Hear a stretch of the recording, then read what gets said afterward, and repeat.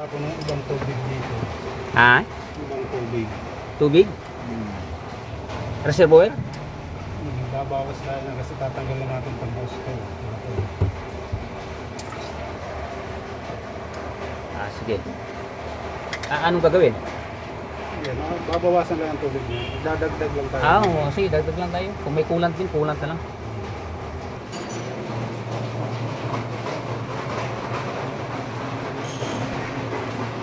Eto.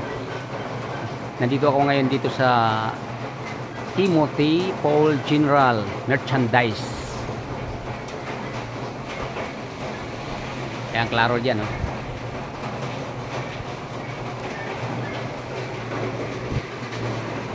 Maayos dito guys, magpapaayos. At saka hindi sila naniningil ng mahal. At nagsasabi sila ng true kung anong talaga problema ng sasakyan mo. Kaya dito ko dinala ulit yung sasakyan ko. Subok ko na to, dalawang beses na ako nagpapagawa rito. Ito, nagkakaroon kasi ng problema. Kailangan natin magpalit ng belt ata.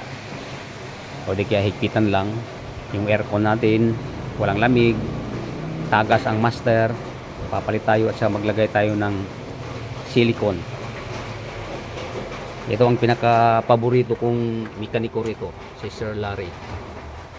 Dalawa to sila eh. Kaya lang nagiba ng trabaho si Ka Roger, si kaibigang Roger.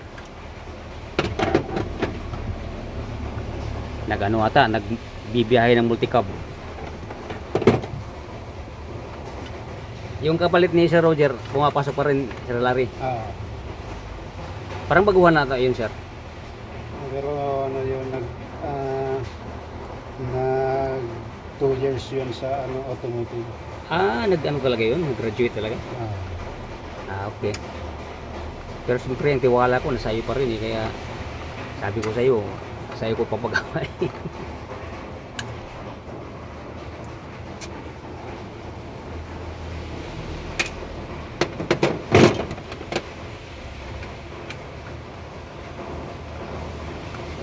Ayan, tutuloy na natin yung video natin kasi ano ito?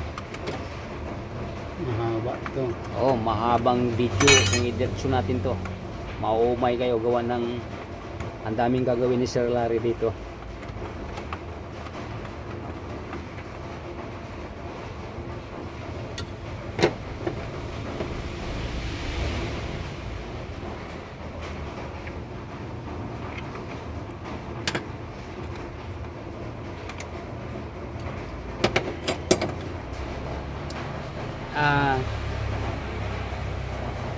Okay.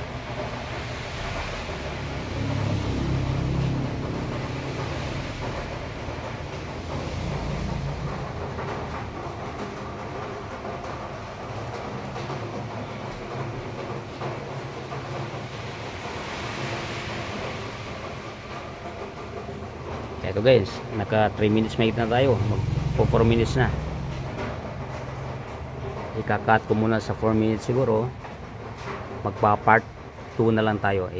Ilagay natin sa part 1 ito kasi maraming gagawin dito eh. Baka makatulong sa inyo. Panoorin natin yung ginagawa ni Sir Larry. Umalis, may kinuhatang gamit pa. Tayo natin pagbalik sa part 2. Salamat sa pagsama dito sa Timothy Paul General Merchandise. Nasa loob ng Camilla to guys.